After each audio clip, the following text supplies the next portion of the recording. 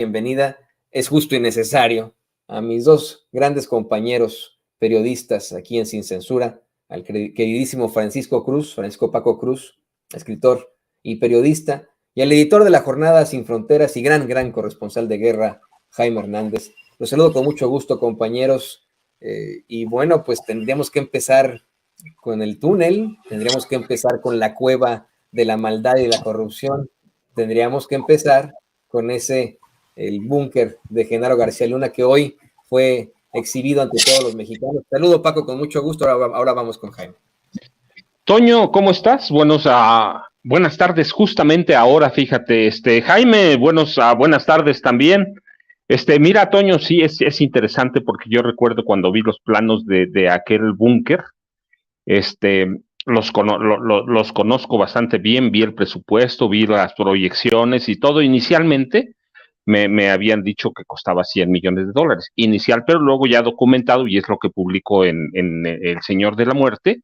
Ese búnker costó nada más $269 millones, o el equivalente a 3,365 millones de pesos al tipo de cambio de entonces, y hasta entonces era un refugio súper secreto, un refugio antiaéreo construido para aguantar incluso un terremoto de 10 grados. Te estoy platicando lo que publiqué hace 2 años, hace 2 años, y te voy a platicar qué fue lo que vi y qué fue lo que escribí, porque Felipe Calderón lo dijo, y es textual, que esto tenía que superar aquella serie de televisión 24, ¿recuerdas? Que encabezaba Jack Bauer, el detective. Y él decía que quería tener todos esos aparatitos. Él decía, ajá, decía, quiero, ajá, sí, Toño, decía, quiero tener todos esos juguetitos. Eso lo dijo Calderón, pero yo recuerdo mucho, mira, después de que vi los planos, después de que vi los presupuestos, los documentos escondidos que tenían y las letras chiquititas que elevaban el costo. Esto no incluía la plataforma México, que ya lo dijeron, la plataforma México, en la plataforma México invertirían $4,000 millones. O sea, los 3,000 a 265 millones de pesos eran exclusivos en la construcción y parte del equipamiento, ¿sí? Pero yo recuerdo mucho, mira, me quedó grabado porque además vi el video no sé cuántas veces para escribir el libro, y así fue como yo lo vi, lo interpreté.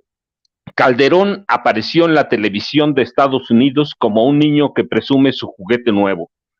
Algo sobre mostrarse ante los medios de Estados Unidos lo llenaba de euforia. Se sentía orgulloso del búnker. Serían estas las entrañas del poder, porque de ocurrir una catástrofe nacional, una amenaza a su vida o algún riesgo para la seguridad nacional, Calderón tendría un lugar de mando para ejercer el control político y administrativo del país.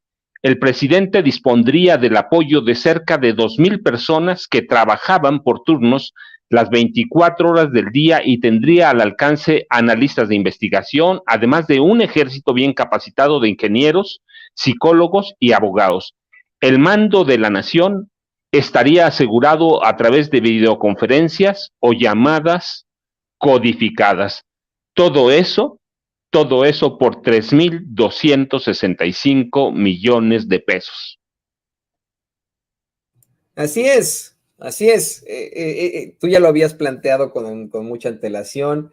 Fíjate, querido Paco y querido Jaime, ustedes tal vez me vieron aquí detrás de bambalinas, detrás de cámaras, porque estamos ahí en el deck, mientras mostraban la imagen de ese túnel que se ve inacabable.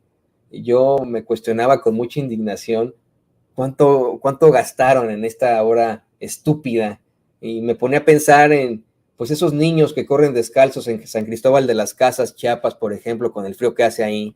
Me puse a pensar en esos niños que no tienen acceso a la educación en las comunidades más apartadas de México, pero para esto estaban muy buenos, ¿no? Estaban muy buenos para construir cuevas de la corrupción, como es pues este búnker de Genaro García Luna. Y le voy a pedir al equipo que nos grabe para también escuchar tu opinión, Jaime. Por cierto, estaba revisando las redes sociales y andan circulando por ahí el videíto, no lo podemos poner por cuestiones de copyright, pero el videíto en el que Carlos Loret de Mola sale haciendo un stand, dizque cubriéndose de las balas. En estos momentos están disparando y pues ese Carlos Loret de Mola, Dan David, compártanos la foto. Vaya que fue al búnker de Genaro García Luna.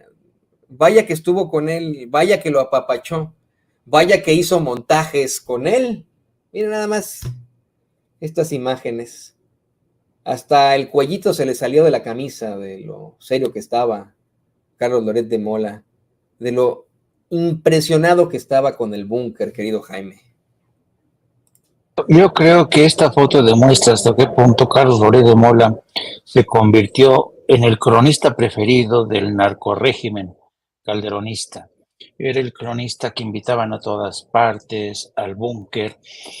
Y esto te demuestra hasta qué punto realmente el periodismo se convirtió en propaganda, sobre todo durante la presidencia de Vicente Fox y Calderón. No es que el PRI no haya convertido a los medios de comunicación en sus correas de transmisión. Lo que pasó es que durante la presidencia de Calderón particularmente tenía que vender esta realidad alterna que pasaba por las hazañas del gobierno mexicano combatiendo los cárteles con la construcción de este tipo de búnkers que realmente, como tú decías, fueron realmente algo prosaico, ¿no? Un insulto realmente a las necesidades de un México inmerso en la pobreza. Fíjate que existe el término de la mentalidad de búnkers o la bunkerización de las mentalidades. Y esto tiene que ver con quizá el símil más próximo que encuentro para dar un ejemplo de esto.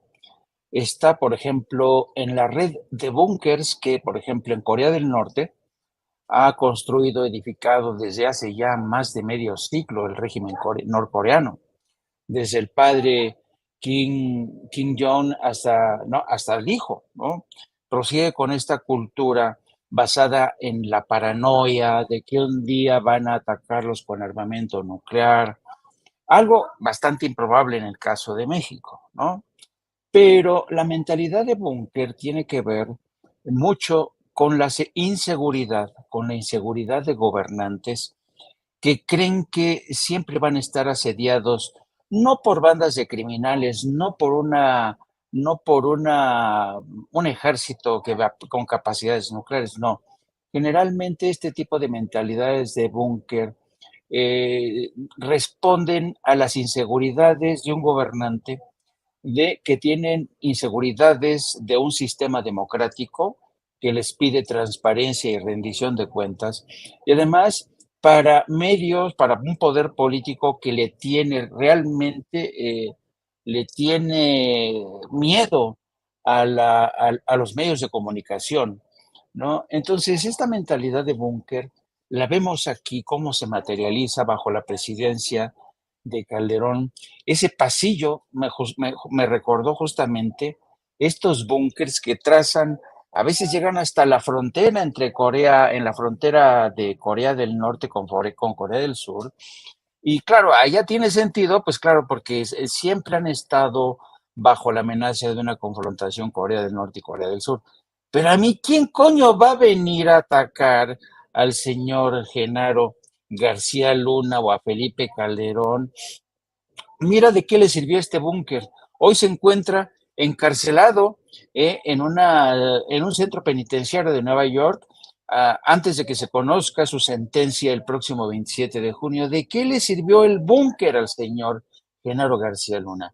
Pues seguramente para enjuagar sus arcas personales, para engordar sus cuentas bancarias, lo mismo que las de Felipe Calderón, y también las de Carlos Loret de Mola, Joaquín López Dóriga, Carlos Marín, que se convirtieron en los cronistas de este narcorrégimen. De verdad, es vergonzoso como una prensa colaboracionista en el peor sentido de la expresión, de un colaboracionismo traidor a los ideales del periodismo, traidor a los recursos de una patria que estaba en necesidad para atender a gente más desvalida. Entonces yo creo que este búnker es el símbolo de tantas vergüenzas, es un símbolo del despropósito de lo que tendría que haber sido un Estado pendiente de las necesidades de su enorme población y no al tanto pendiente de los sueños faraónicos de unos cuantos hombres o a las paranoias de Felipe Calderón o a los negocios multimillonarios que dejaron estas construcciones, querido Paco, querido Toño. La realidad es que sí, había mucho descontento ya entre la población. Desde el fraude de 2006, mucha gente, pues vamos, estaba preocupada, enojada. Se empezó a manejar la idea del tigre que podía surgir en cualquier momento en el sexenio de Felipe Calderón. Tal vez de ahí la paranoia para hacer un búnker en caso de que el pueblo en algún momento alcanzara a Felipe Calderón y tuviera que esconderse como Hitler, esconderse como, bueno, Mussolini lo encontraron de la forma más terrible, no les voy a contar cómo terminó sus días, también Gaddafi, ¿no? Por ejemplo, pero creo que esas personalidades están muy cercanas la una con la otra, en definitiva, y le voy a pedir al equipo que por favor nos grabe. Vamos ahora a presentarles un video muy corto que tomó Vicente a las afueras de este búnker. Este búnker que se encuentra, ahora le voy a decir exactamente en dónde, en la alcaldía Álvaro Obregón, en la colonia Belén de las Flores, justo ahí donde está Constituyentes, pues por ahí estaba el Estado Mayor Presidencial, ahora entiendo, uno entiende por qué. Y para que las platiquemos, querido Jaime, querido Paco, vamos a ver estas imágenes que captó Vicente Serrano afuera del búnker de Genaro García Luna. Ahí, abajo de esa loma, tierra con pasto, es donde se encuentra el búnker que construyó Genaro García Luna a petición de Felipe Calderón. Pareciera que es un jardín, pero ahí está el búnker, el túnel, las pantallas, el centro de conferencias.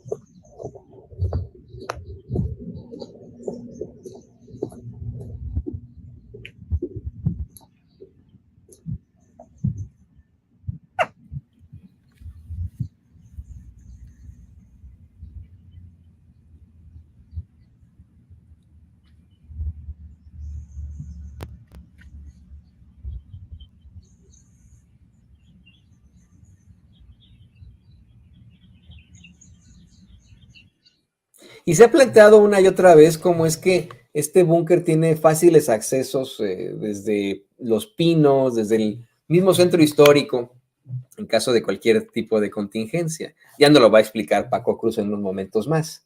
Pero fíjese, ¿no? También cómo es que Vicente exhibe esta parte en la que podemos ver un hermoso jardín, pero debajo había todo un centro de inteligencia supuestamente, en el que yo no entiendo, yo no sé a quién investigaban, contra quién iban, qué tareas realizaban, porque no hubo ningún tipo de resultado en la guerra contra el narco. Esto les duele muchísimo a los seguidores de Felipe Calderón. Una y otra vez andan diciendo por ahí, él mismo lo dio a conocer en una especie de comunicado, que se detuvo a tal cual, fue pura faramalla. La situación en México empeoró en el sexenio de Felipe Calderón. Los homicidios empeoraron en el sexenio de Felipe Calderón. Todavía tienen el descaro de defender esa estúpida guerra contra el narco, que hoy vemos fue simple y sencillamente una simulación, un montaje muy al estilo de Carlos Loret de Mola, pero muy sangriento, para legitimar en el cargo a Felipe Calderón. Y le pido al equipo que nos grabe para escuchar tu comentario. querido Paco, luego de ver estas imágenes, tú también lo has documentado varias veces, cómo es que había accesos fáciles a ese búnker de Genaro García Luna, cómo es que, pues en todo caso, tendrían ahí varias reuniones, supuestamente habrán llegado, pues algunos personajes que hoy resultan muy infames a el búnker en Constituyentes. ¿Qué nos puedes decir de esto, Paco? Mira, Toño, Jaime, yo les platicaba, yo lo conocí porque en aquella época, yo vivía en Toluca. Bueno, mucha de mi vida casi siempre la hago en el Valle de Toluca. Me es muy complicado adaptarme a vivir en la Ciudad de México. Siempre he pensado que ya son demasiados, así que busco las salidas. Y bueno, pues mi madre era del Valle de Toluca, así que busco salida hacia donde vive su familia. Así que todos los días iba y venía, como lo hacen decenas de miles de personas que van del Valle de Toluca a la Ciudad de México todos los días. Y de pronto se me hizo raro ver ahí esa zona que conozco, diría, como la palma de mi mano, y que tienes razón. Es la entrada y la salida a Toluca, y está muy cerca del cuartel de guardias presidenciales, muy cerca del Estado Mayor, de lo que era el club de diversión y saneamiento y esparcimiento del Estado Mayor Presidencial, y muy cerca de Los Pinos. Así que eso fue en aquella época que preparaba un libro sobre Calderón. Me llamó la atención y bueno, me empecé a meter a lo que después descubrí que iba a ser, no era el búnker, era el refugio antiaéreo. Imagínate, ese era el concepto que tenían, un refugio antiaéreo para proteger al presidente. Y sí, habían seducido, digo yo la palabra, pero es otra, en realidad la gente, yo la escribí hace rato, Genaro García Luna sedujo, y una persona me dijo, no, son prensa chayotera. Y tienes razón, es una prensa muy vendida, sicarios de la información. Entonces, bueno, yo la empecé a documentar poco a poco, y recuerdo mucho aquella vez, y mira, el encuentro en el que la hizo pública fue con una periodista de Estados Unidos que se llama Katie Couric, ¿sí? En un noticiero a nivel nacional en Estados Unidos. Y yo recuerdo mucho porque otra vez lo leo, porque eso fue lo que me impactó, y por eso lo escribí, y de la presentación que le hizo Felipe Calderón a la prensa de Estados Unidos. Entonces yo les leía y decía, ya en confianza, el sudor dejó de caer de su frente. La cara de alegría de Calderón dejaba ver su pasión profunda por los asuntos bélicos y, sobre todo, por sentirse parte de ellos. Y como para no dejar alguna duda, se apresuró a mencionar su admiración por 24, una multigalardonada serie dramática estelarizada por el actor Kiefer Sutherland en el papel del agente antiterrorista Jack Bauer, y declarar, y cito, qué es lo que me llamó la atención: yo quería todos los juguetes, todo eso, todos los instrumentos para ser superiores. Esa era la mentalidad de Calderón, es la mentalidad fascista, la mentalidad de la ultraderecha. Con eso se iba a sentir superior a todos. Entonces, me parecía que era o humor negro, pero después descubrí que era la realidad. Calderón es un hombre muy bélico y utilizaba como matón a Genaro García Luna. Y García Luna era un hombre sangriento que utilizaba como mecenas a Felipe Calderón Hinojosa. Y entre los dos sedujeron a esa prensa. Claro, eso de seducir, ya aclaré, es un decir. La bañaron con miles y miles de millones de pesos. Y se acercaron a esos periodistas que gustosos los cubrieron, y nadie nunca se atrevió a investigarlos. Era claro que esa mentalidad era de dos personas que se sentían superiores a todo México, que se sentían los iluminados, que se sentían aquellos personajes que debían gobernar este país por varias décadas. Pero mira, eso no me impresionaba, porque Carlos Salinas, bueno, el papá de Carlos Salinas de Gortari, Raúl Salinas Lozano, pensaba lo mismo.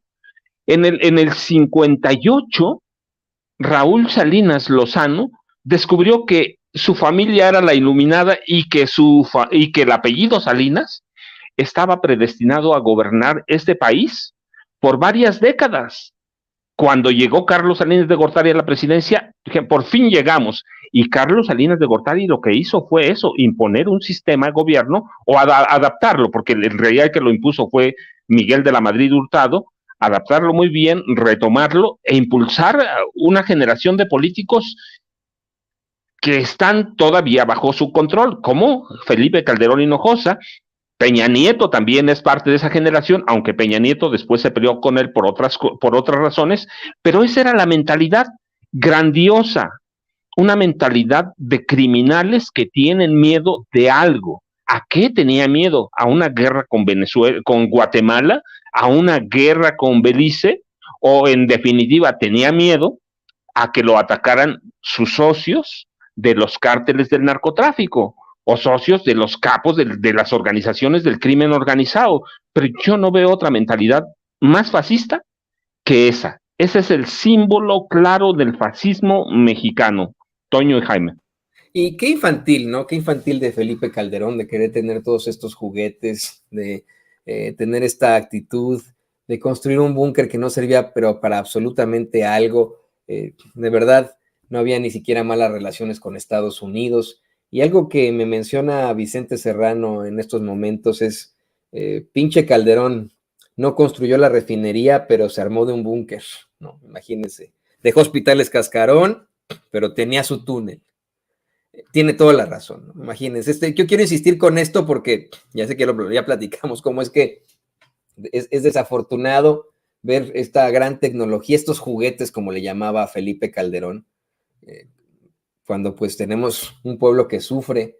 ¿Y qué digo de la refinería, no? La refinería nomás construyó una barda y en efecto hubo gastos millonarios para esa supuesta refinería, además la corrupción. Y ahora sí, le pido al equipo que nos grabe para escucharte, Jaime, ¿con qué cara lo van a seguir defendiendo Carlos Loret de Mola? Bueno, ya no lo hace él, ya ahora ya se convirtió en enemigo y crítico de García Luna, pero ¿con qué cara lo va a seguir defendiendo Ciro Gómez Leiva, Carlos Marín, que aparece en esa foto? La foto que le va a poner David en pantalla es la foto de la infamia, de la absoluta infamia.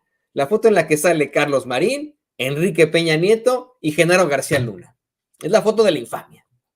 ¿Con qué cara, después de haber mostrado estas imágenes, después de escuchar lo que planteó el titular de la Unidad de Inteligencia Financiera, Pablo Gómez, sobre las cochinadas de Genaro García Luna, en las que embarra al Partido Acción Nacional, embarra al gobierno de Calderón, embarra al gobierno de Peña? ¿Con qué cara los van a seguir defendiendo, querido Jaime?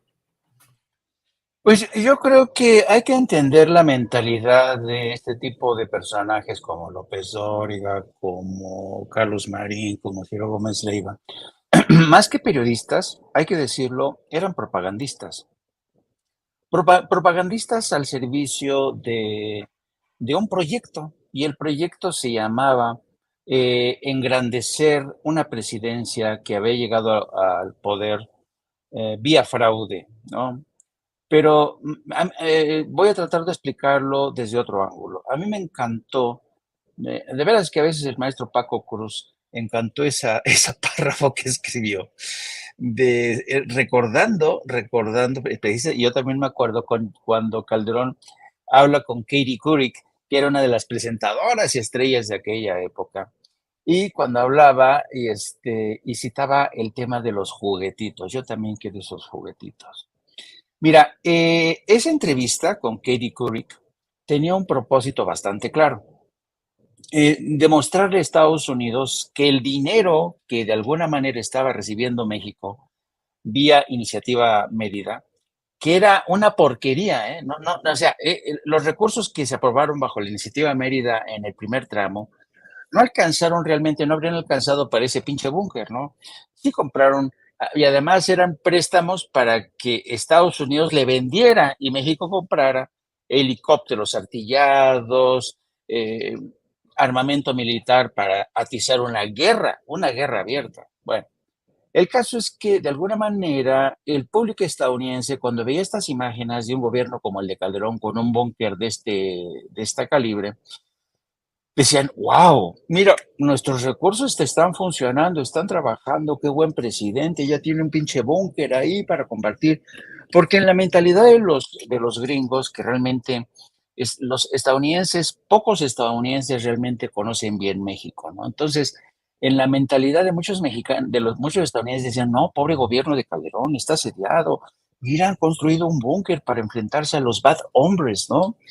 Entonces, ese tenía como propósito, ahora sí que apantallar a los estadounidenses para que ya no, a Calderón está haciendo parte de su tarea, está trabajando en función de nuestros intereses, no, no, no, wow, ¿no?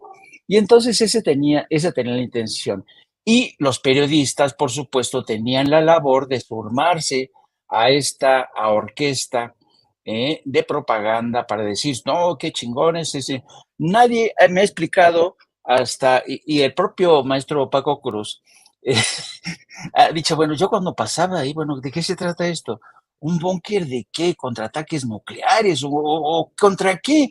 La verdad era un sinsentido este búnker, pero voy a seguir con el tema de los juguetitos. Mira, generalmente en todas las democracias que tienen un elevado déficit de democracia, de transparencia, lo más parecido a regímenes totalitarios, dictaduras o narcogobiernos, uno de los problemas que tienen es que tienen de alguna manera que demostrar que son gobiernos modernos, ¿no? Entendiendo por moderno que tienen los instrumentos, tienen las herramientas, tienen un búnker desarrollado con antenas parabólicas para detectar incluso si el mal, si los enemigos incluso vienen más allá, si son extraterrestres, no, pinches mexicanos. Ahí tienen sus antenas parabólicas, no, si vienen los pinches marcianos, Genaro García Luna nos va a defender los pinches marcianos. Entonces, a esta gente del gobierno que es tan insegura, que sabe que tiene muchos pecados que esconder, les encanta toda esta faramaya, ¿no? Mostrar que tienen sus juguetitos, ¿no? Pero no les preguntes en materia de sanidad, ¿cómo andan en sanidad? ¿Cómo están los hospitales? No les preguntes en materia de educación. ¿Cómo está el nivel educativo? Siempre México salía entre los últimos países, de acuerdo con este examen que a veces realizaba la OCDE. México siempre entre los últimos, ¿no?